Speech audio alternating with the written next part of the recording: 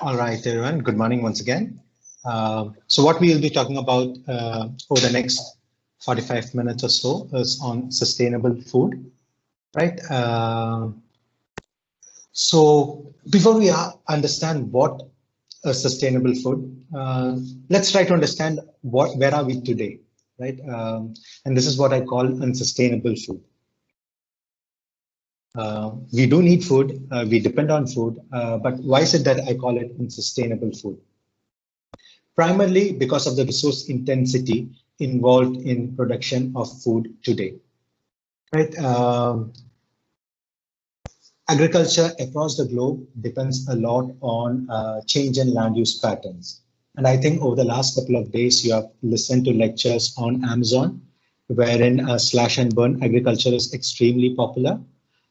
So you cut down rainforests and then use the land for agriculture.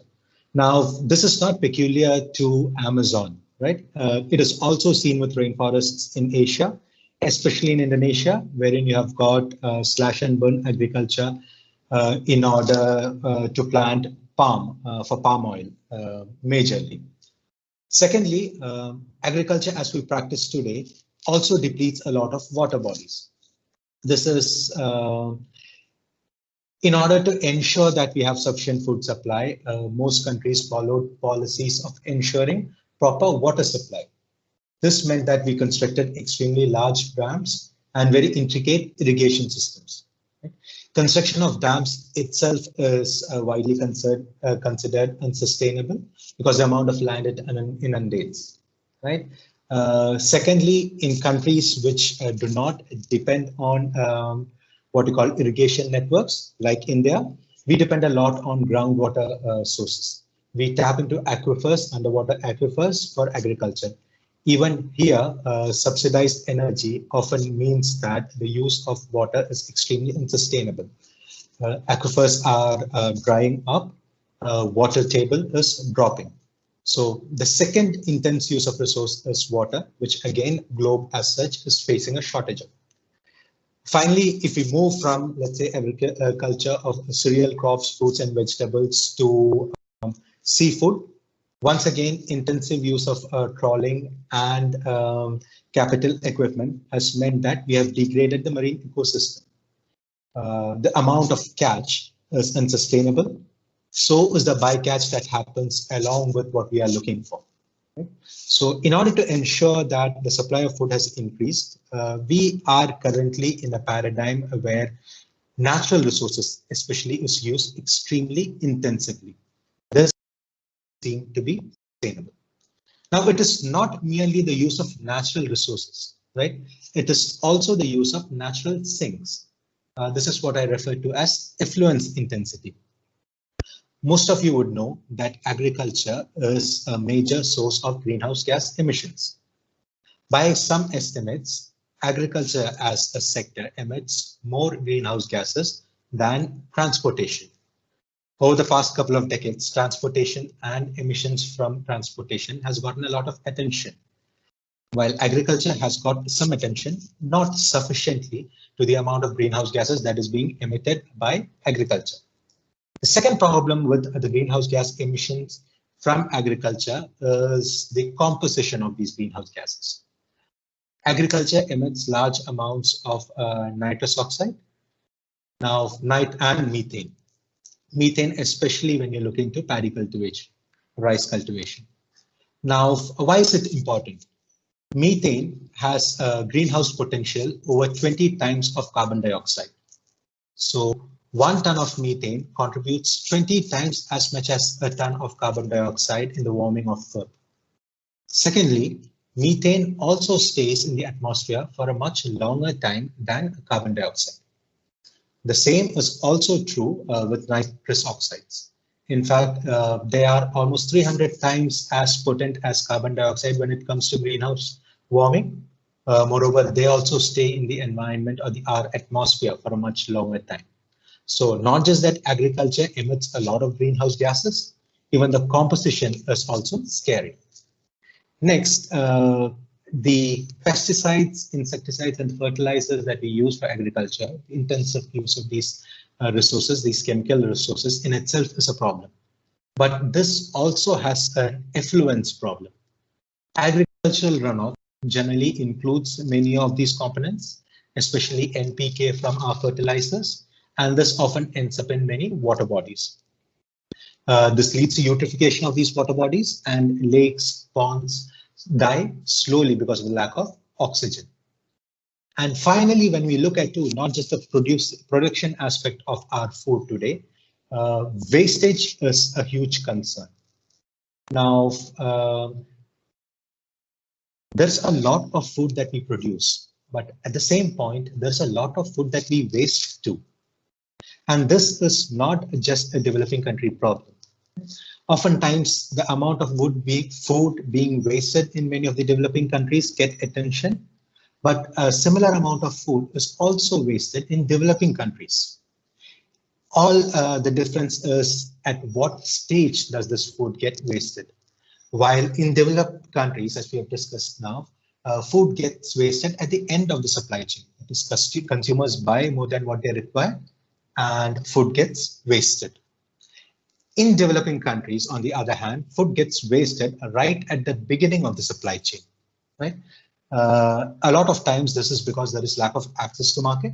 So agricultural produce need not necessarily end up in the market for consumers to buy. Secondly, it is also because in cases of seasonal food, there is oversupply, glut in the market. Consequently, the prices are extremely low. Oftentimes, it is not economically viable for farmers to take their produce to the market. The cost of transporting it to most markets is higher than the price they would get for their produce. So wastage is pretty much a universal phenomenon. The difference between the developed and developing world is where wastage happens. While it happens at the end of the consumers in most developed countries, in developing countries, it generally happens right at the producer's hand. By some estimates in India, 1/4 of the fruits and vegetables manufactured never reach the market. That is a humongous amount of food wastage. So this is the paradigm that we are operating in. And it would give you some idea of how unsustainable it is. Unsustainable in terms of the resource intensity, also unsustainable in terms of the wastes that we generate, whether it be greenhouse gas emission, agriculture runoff, or direct food wastage. Now, in order to understand why we have ended up in such a situation, we also have to understand what the trajectory has been. Right? It's been a discourse mostly for the last 2 centuries on food security. And it all started in the beginning of 19th century from an essay written by Thomas Malthus. Most of you will be familiar with this essay titled An Essay on Principle of Population. Malthus was way ahead of his time, and he identified 2 critical stylized facts, right?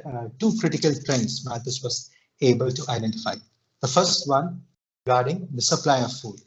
We realize that food supply is definitely increasing, but it's increasing linearly. In other words, it was an arithmetic progression. Population, on the other hand, was increasing exponentially, meaning we had a geometric progression. What he foresaw was that in near future, increased population basically would reduce the supply of food available per person. The pace at which population was exploding, agriculture or food production was not keeping up with it. This would basically result in a shortage of food per person. Not just this, right? He had some very dire predictions on how the future would look like. He gave us 2 options. One, a solution that Malthus provided, that was to control population growth. This way, the growth in population could possibly be in line with the growth in food production, and we will all survive. Otherwise, he foresaw starvation and mass death. Right? You have an increasing population, food supply not keeping up, food per person initially reduces, and it reaches a level wherein a large part of your population starves and ends up dying. Now, this was a very dire prediction. It got other scholars and policymakers thinking. And policymakers, businesses, and individuals took decisions in order to ensure that there is sufficient food security. Now, This crisis was avoided, right?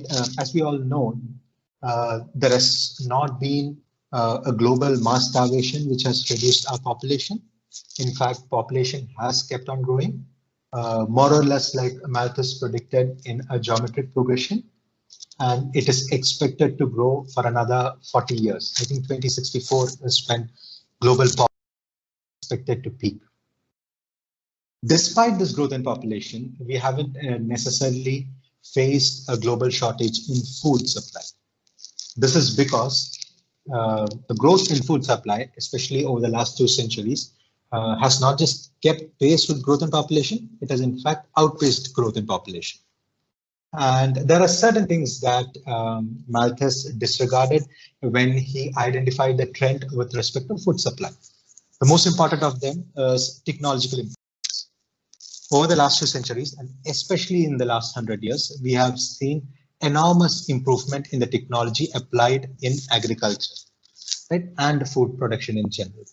This has ensured that the supply of food has increased. Secondly, along with the use of technology, we have also used natural resources more intensively. As I've mentioned earlier in the introduction to this lecture, we have been using land more intensively. We have been using water resources more intensively. And this has helped us substantially improve the supply of food across the globe. In some cases, we have been able to, in fact, to put it so, tame nature. If you come to South Asia, it's predominantly dependent purely on monsoons. That is the seasonal rain that we get, right? Now, countries here have been building extensive irrigation networks to ensure that cultivation does not just happen once a year, twice a year, and at times the same land is tilled thrice a year. This intensive use of natural resources has ensured that we have substantially increased our food supply. And finally, there has also been improvement in productivity thanks to research and development. The new varieties of crop that we depend on yield way more than what traditional crops yielded. This has also ensured that we have drastically increased supply of food. Now, while we have averted one crisis, this also has the makings of a new crisis. Why is it so? The substantial improvement in our agricultural productivity has come at a cost. Some would say at a very great cost, right? And this can in fact be classified into three: the economic impact it has had, the environmental impact it has had, and finally the social impact, right? Let us start with the economic impact. What this has meant. Let's start with the economic impact. Sorry. Let's start with the economic impact. Right? Productivity has definitely increased, but the prices of agricultural products have not sufficiently increased over the last few decades. If you look at the real prices of a lot of agricultural commodities, this has in fact reduced. So as cost of living has increased in every other aspect of life, we have managed to keep inflation low across the globe. This basically means that producers are often left with a short stick. They do not necessarily make sufficiently in order to survive. This is more so a problem in most developing countries, wherein you have got subsistence farming or small landholders. The second economic impact is the rearrangement of risk. If you look at traditional agriculture, most farms used to be involved in the entire process of agriculture. That is right from the point of generating seeds, planting them, and in fact selling them, and possibly saving part of it as seeds for the next sowing season. What we have done today is taken this entire process and divided it up. You have got global corporates like Monsanto providing you with seeds, and the farmer basically takes care of a very small part of the entire chain of production to final sale. You have got third-party contractors who come and take the products from farmer. Now, what is wrong with this sort of system? The problem is that the risk is predominantly left with the grower of the crop, At the same time, most of the higher rate of return has gone to the other participants. Take the example of Monsanto or any other manufacturer of seeds, right? There is very limited risk associated with their business. They manufacture seeds. Yes, there is research and development, but once seeds are manufactured, they basically sell it to the farmers. It does not matter whether the crop is good or bad. It does not matter whether there is a natural calamity which wipes out the entire crop. Monsanto makes its profit. Okay? Consider wholesale buyers who buy from multiple farmers or from farm markets. Right? Even for them, it doesn't matter when an entire crop is lost. Their profits are more or less assured as long as they get their produce. Second, we come to environmental impact. To reiterate what we have discussed earlier, it has put our current paradigm of agriculture has put extensive impact on our environmental resources. It has also put an impact on our environmental sink. Now, why is this such a concern? The problem is what we generally call the threshold. Right? So our environment is extremely resilient. Initially, when we extract more and more resources from it, regeneration does happen, right? And the earth tries to bring the environment back to a sustainable level. However, when unsustainable extraction continues for an extended period of time, we reach a tipping point. And this tipping point is what we call an environmental threshold. Beyond that, resource degradation accelerates. So we could possibly look at environmental extraction and divide it into two different parts. One, wherein extraction does not necessarily make a perceivable impact on the environment. And second, after we cross the threshold, wherein the degradation of the natural environmental happens exceptionally fast. And we have been seeing this a lot around the globe, right? The quality of arable land has drastically reduced. Initially, we made up for the loss in quality of land by using more and more chemical fertilizers. But in parts of the world, especially in the developing world, where there has been unscrupulous use of chemical fertilizers, a lot of erstwhile arable land has become useless. And this is also possibly a reason. This is also a reason why slash and burn agriculture is happening. That is clearing new land for agriculture. Finally, we come to the social impact. The social impact is inexplicably tied with your economic impact as well as environmental impact.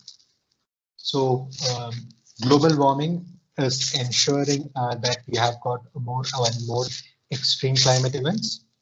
We also have the threat of rising sea levels. Now, whom is it going to impact the most?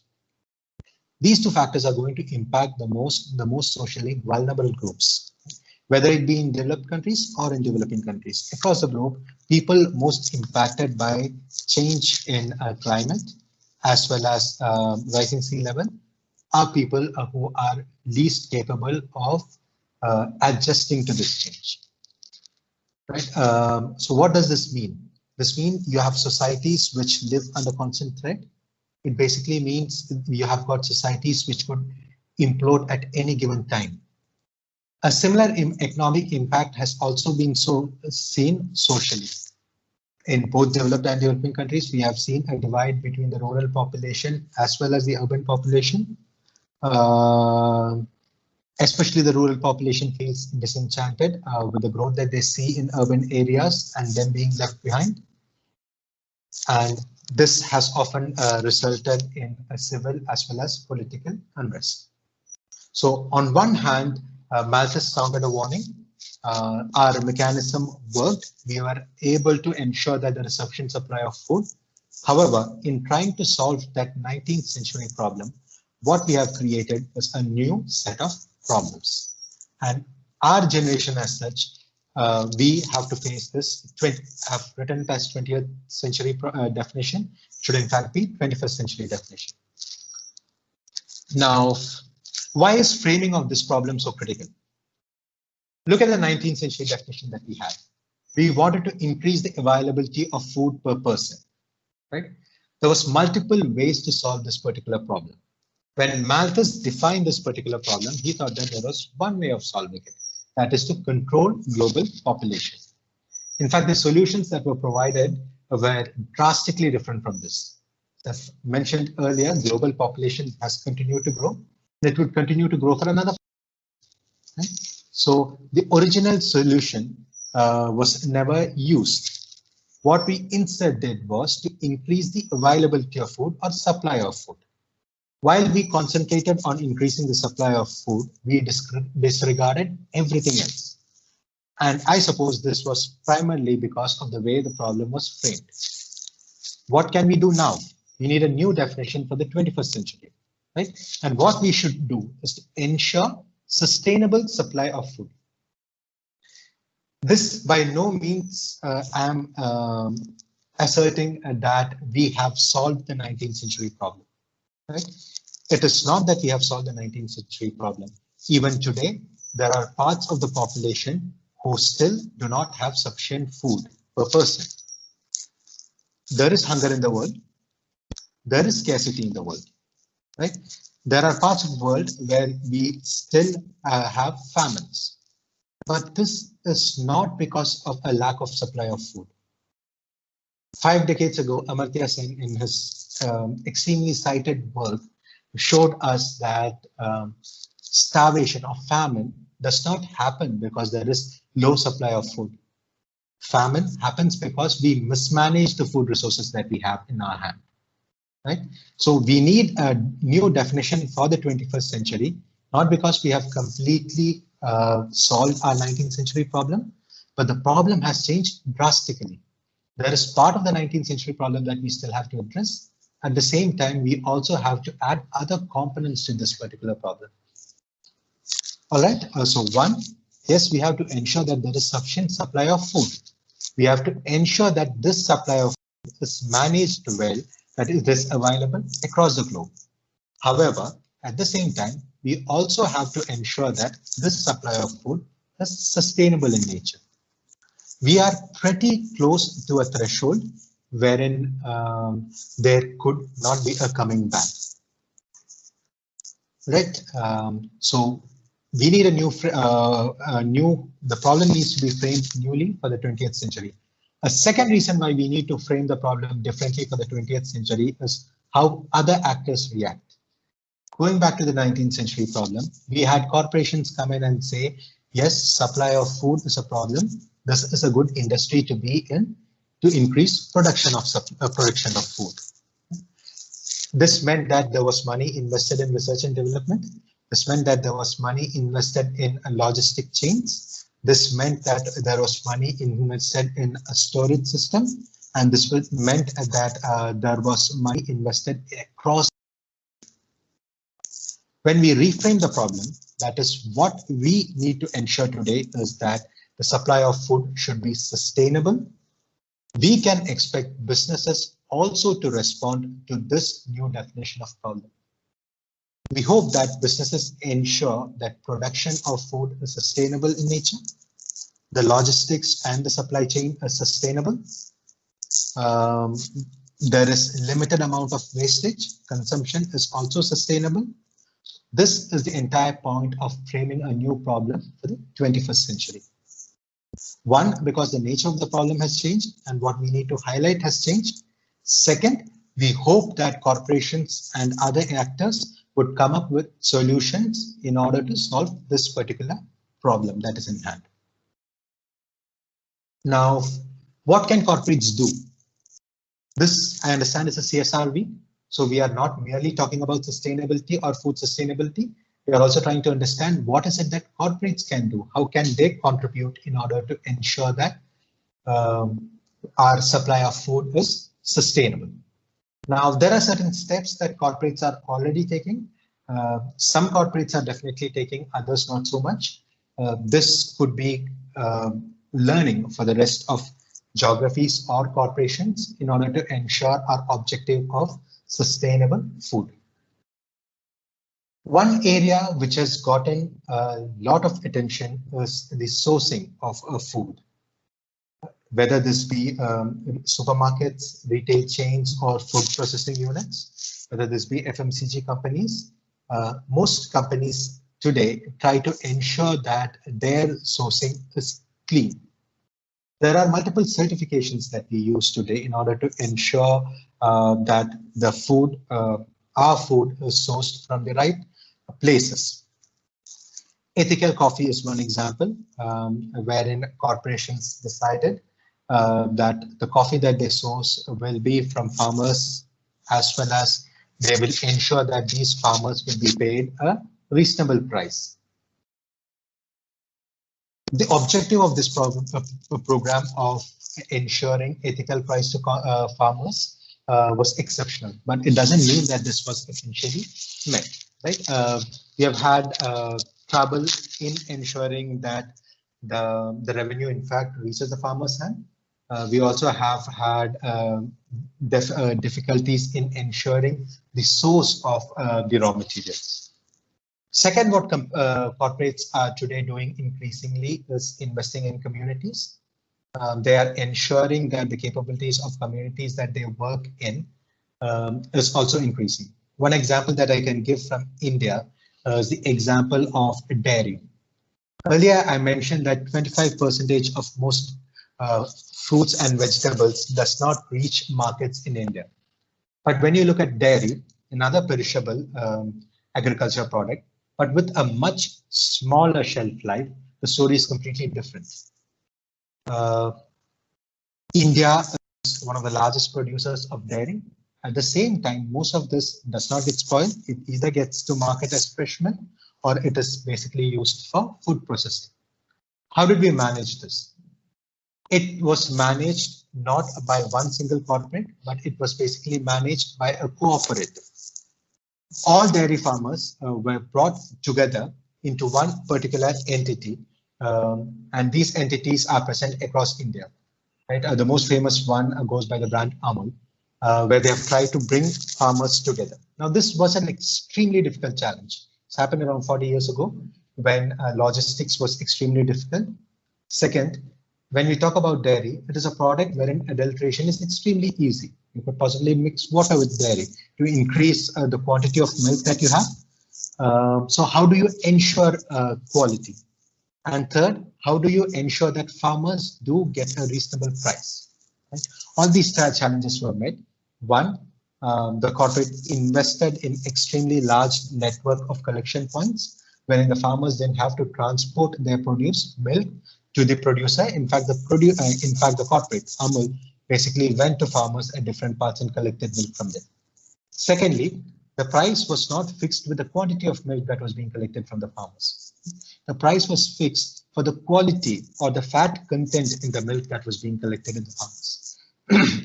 What this basically means, give 1 liter of unadulterated milk or 2 liters of adulterated milk, you end up getting the same price.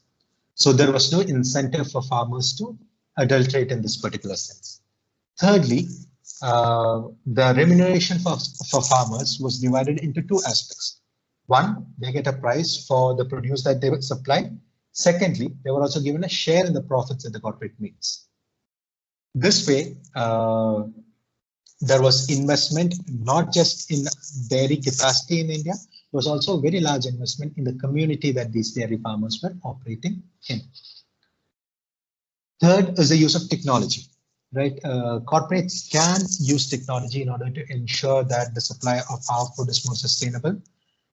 One country that has been in the forefront of technology, agriculture technology, is Israel, and especially with the use of water resources.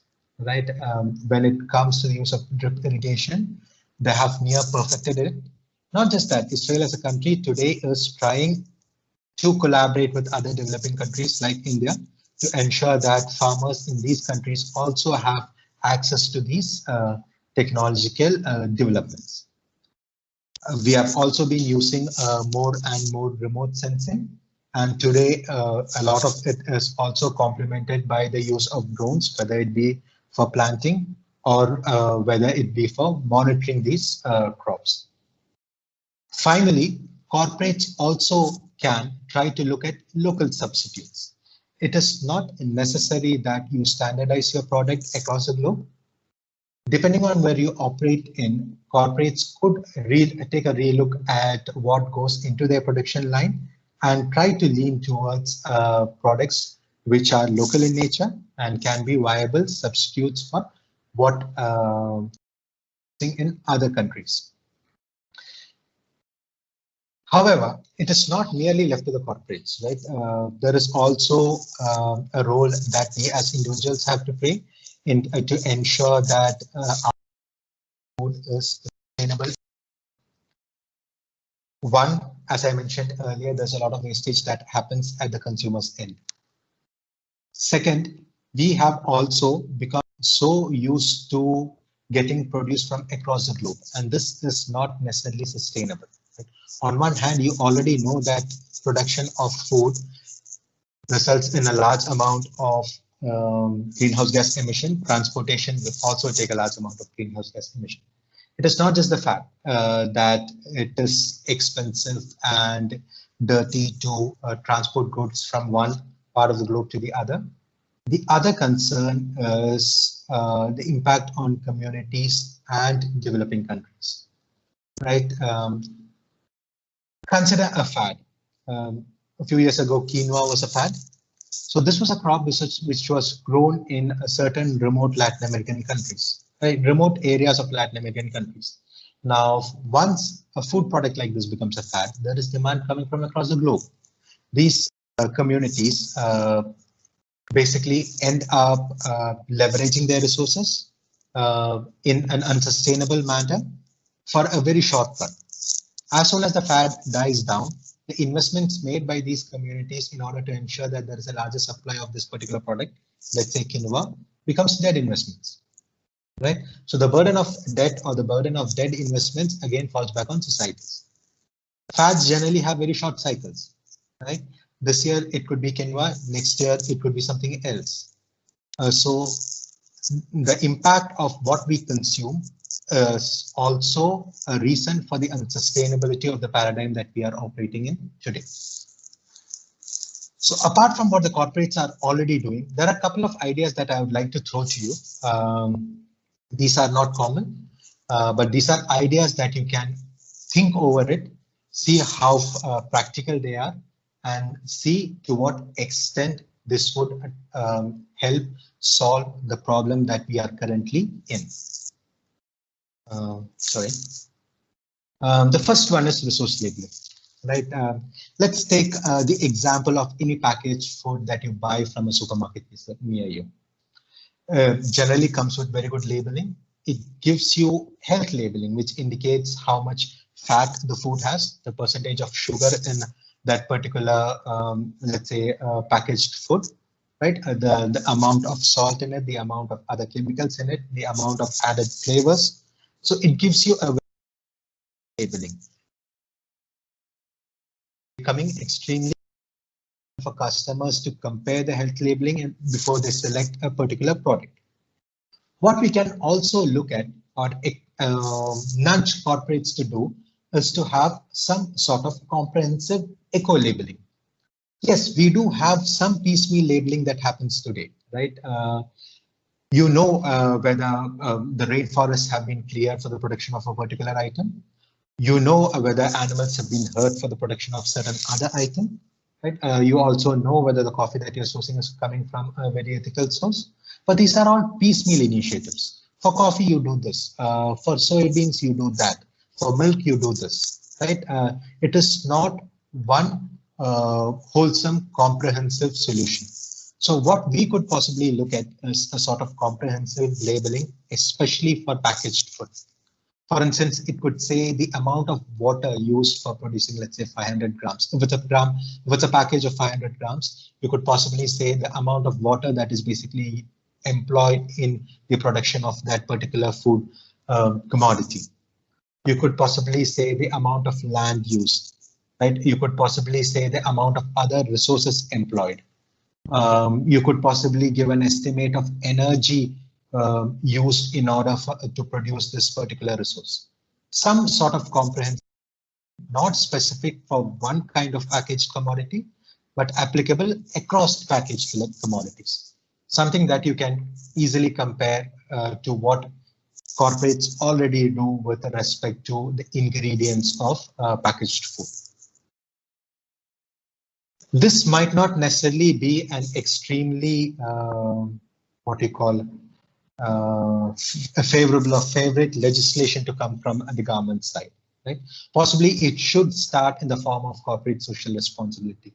We would want some corporate firm or organization to show environmental stewardship, to ensure that the products that they produce have this sort of comprehensive labeling, that, so that their consumers know what is it that they are buying, right?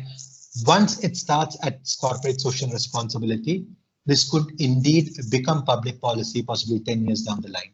As more and more corporates adopt practices like this, there would be much wider acceptance of having resource labeling in your packaged products, and this could become public policy, not just in the developed world, but across the globe.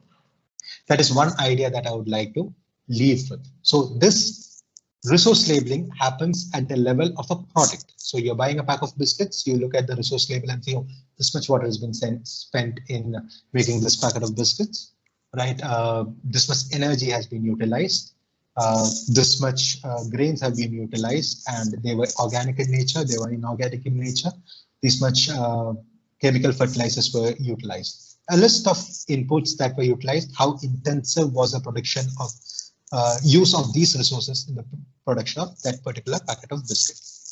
The second idea I want to put forward is a comprehensive sustainability index. This should be at the level of a firm. We do have some sort of sustainability rating in the form of ESG ratings for firms, but what I'm trying to put forward is a more comprehensive index, an index which looks at a firm, looks at all the inputs that the firm is using, and tries to divide it into, let's say, 4 categories, right? At the most sustainable level, you have the use of renewable resources, especially renewable flows. Imagine a company producing using solar energy. This is not just a renewable resource, it's a renewable flow. Now, why is a renewable flow important? Renewable resources can still be over extracted, right? We see that with our marine ecosystem. We also see it with forests, which are renewable resources, but which are being felled at an exceptionally high rate. So you basically come up with a comprehensive index of sustainability, which has 4 aspects. Okay, the first aspect is how much of the inputs a company uses is completely renewable, that is renewable flows. Next, you look at what part of the company's products are renewable stocks. So this could possibly be forest products. This could possibly be marine products. Anytime a company is drawing into environmental stocks, renewable environmental stocks, see what part of a company's inputs in fact come from environmental stocks. Next, we move to, so these 2 are renewable resources, but different levels of renewable. Next, we go to non-renewable resources. Here you can look what part of the company's inputs are coming from non-renewable but recyclable resources, right? And finally, the final category we have is non-renewable, non-recyclable resources. The best example being hydrocarbons. Take a firm, try to understand what are the inputs that is going into this particular firm's production activity. Look at how much of it is coming from renewable stock, which is extremely sustainable. What part is coming from renewable flows, which is quasi-sustainable. What is coming from non-renewable, recyclable resources. Herein, there is an element of unsustainability, but it can still be controlled. And finally, what aspect of inputs are coming from completely non-renewable, non-recyclable resources. Based on this, companies could be given a rating on the level of sustainability that they reflect. Once again, this could possibly not come as a policy. This might not have wider acceptance. But once again, if corporates are willing to extend their corporate social responsibility to show environmental stewardship and put it in public, the level of sustainability they as an organization reflect, it could possibly change the way our food paradigm operates. That is all I have for you in lecture. I would like to throw this open for you for questions now. Well, thank you very much, Krishnan. I don't know if someone has a question.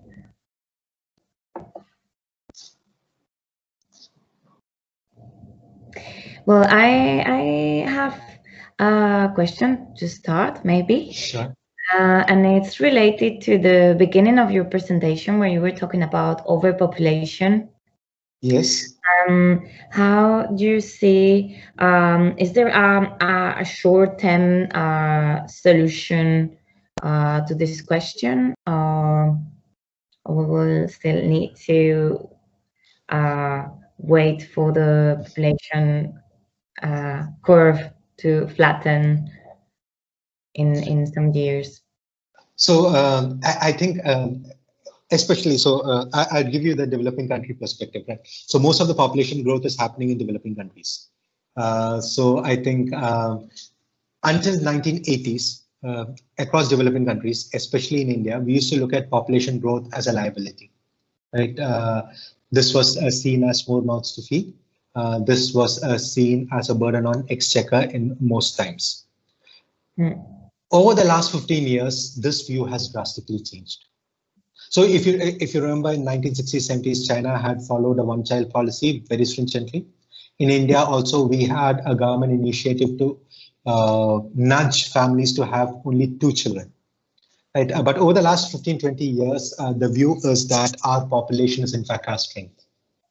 And this happened because around 2000, India started getting a lot of outsourced business, especially in services, wherein the entire business model was based on the number of bodies that you could offer. Right? So if you had to grow your business, you also had to grow your labor force. Herein, having a very young population was a strength. So unfortunately, we have moved to a scenario wherein in at least in some of the developing countries, we are looking at population not as a weakness. Now, it has grave environmental impacts, right? It does have grave environmental impact. Now, the second reason why a lot of developing countries are not putting in enough resources for controlling population is another fear, the fear of growing old before you grow rich. So if you see most countries which we consider as old today are also rich. So the governments have even enough resources to ensure that there is some sort of social security provided, whether it be pensions, healthcare, whatever it be, right? Um, on the other hand, some of the middle income countries are in fact aging fast. At the same time, they have not become rich yet. So when they end up with a very old population, it might be very difficult for the government to finance many of these social security schemes that they would also like to have. Now, in such a scenario, a lot of countries are not putting sufficient effort to slow their population growth. Okay. To reiterate the 2 points that I have, one, we have sort of moved a bit to see population as a strength. It's because of the economic opportunities that have been coming around. Second, because there is a fear of growing old before we grow rich. So most developing countries want to delay it. And now, because of the and population.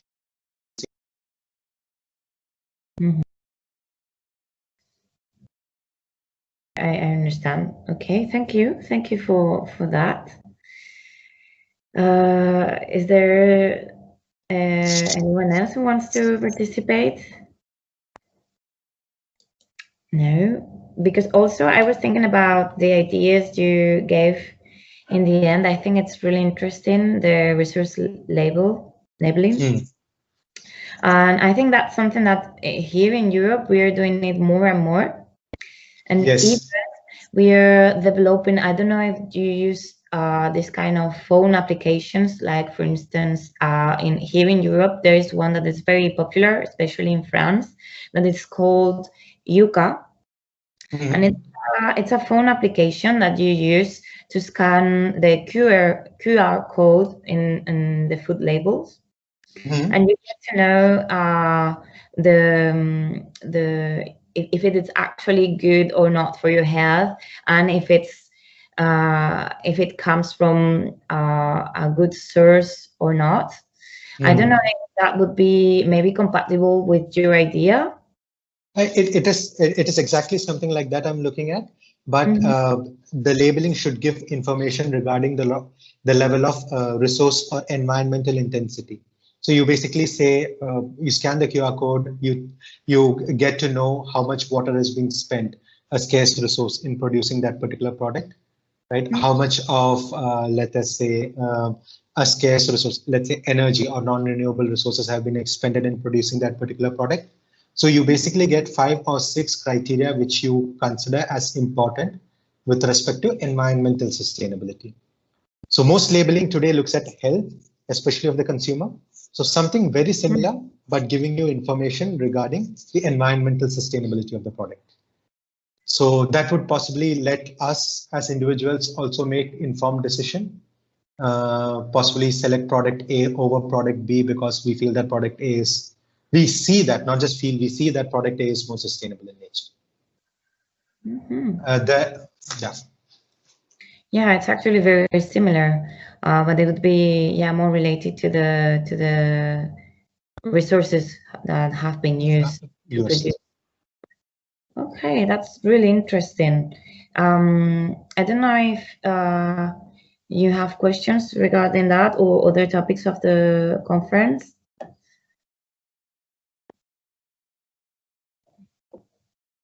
No? Yeah. So hello. I have a question for you. I was wondering if you were talking about a sustainability index, how do you feel or how do you think we could provide all the informations like concerning the amount of land, energy and water that has been used? Because that's pretty much to know and to gather on a small label. Yes, so initially it will have to come from the firm's end itself as so the idea is basically you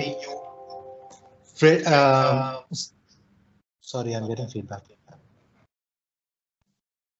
I'm hearing my own voice. 1 second. I think you need to close your mic. Yeah, okay. Yeah, that was okay. All right. Yeah, now that's that. So so the first one was resource labeling, which you give on a carton of biscuit that you buy. But the second one, the comprehensive sustainability index, that is the amount of land a firm is using, the resources a firm is using, all of that information is something that possibly will come in a firm's, let's say, financial report.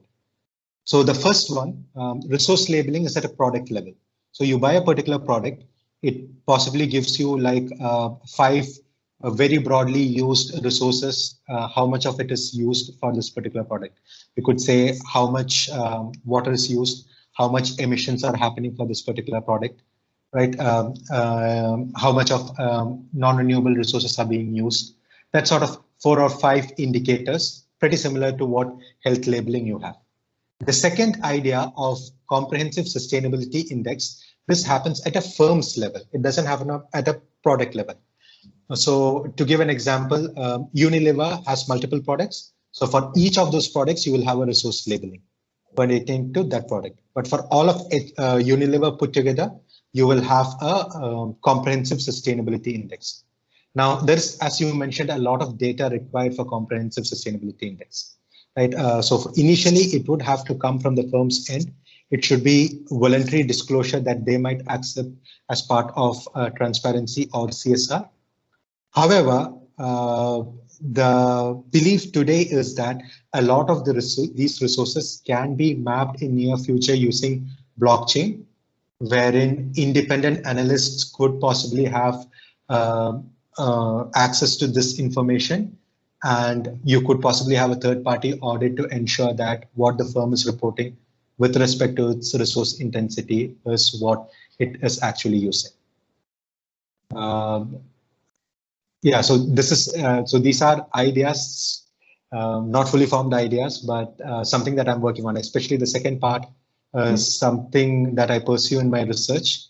So I thought it would be interesting to get the thoughts of it would be interesting to get your thoughts on these. It's in very rudimentary stage, but yeah. I was wondering, to develop this idea that I think it's really interesting, should it come, this kind of regulations or this kind of measures should come from the ideas of the farmers themselves or the producers themselves, or it should probably come from governments and from regulation and policies? So that is the difficulty that we are facing when we are trying to do it at a very small scale.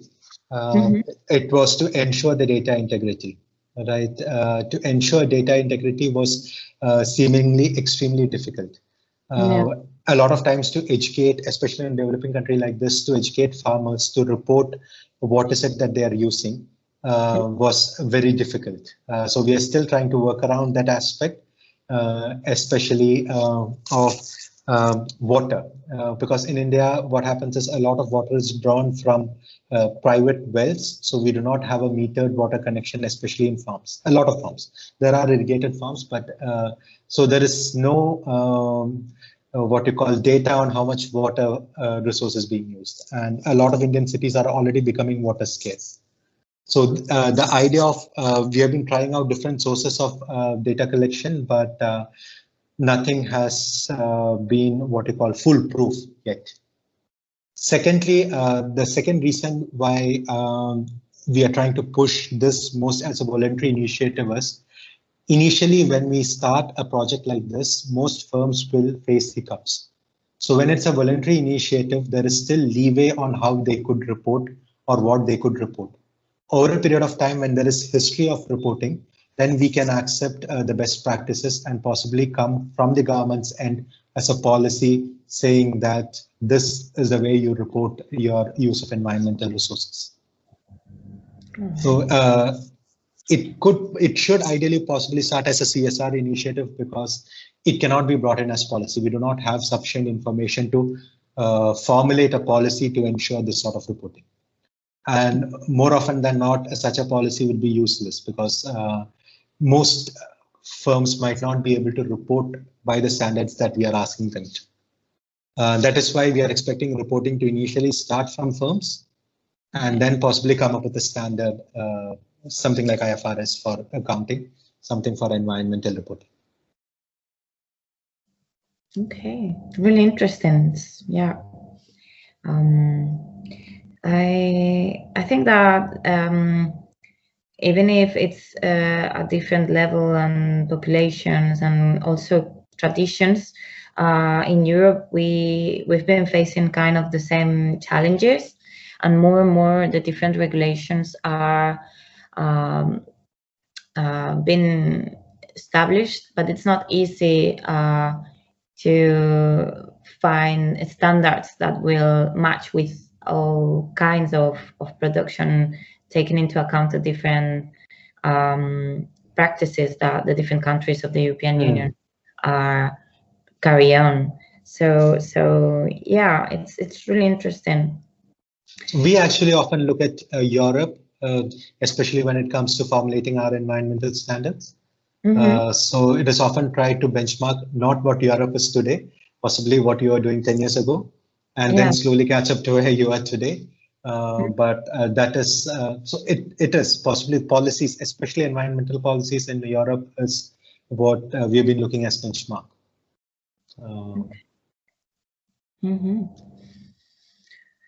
Well, I don't think I have any other questions. If someone has a question, we have time for one more. Otherwise, I think that we are gonna finish. All right. Yeah. Well, I would like to thank you very much again for this lecture. That was really interesting and that really has plenty of information that would be useful for our students for their research for this week. So I thank you again for your time. I wish we will be able to collaborate together anytime soon. Thank you for giving me this opportunity with Laura and Ode. Thanks a lot for making this happen. I hope I was able to do justice to what you had scheduled. I hope students found value in what was discussed, and really hope to collaborate again in the future. Thanks a lot. Thanks a lot for giving a forum to discuss some of my ideas. Thank you for your talk. Welcome. Okay, then. All right. I think that we will close this meeting now, and I just remind students that they have still other activities in the CSR week, and that we invite you to keep working for the companies and for Auchan. We stay in touch any time if you have questions regarding the conferences or other topics. So thank you again, and have a nice evening for you. Have a nice day here in France. Thank you. Thank you. Goodbye.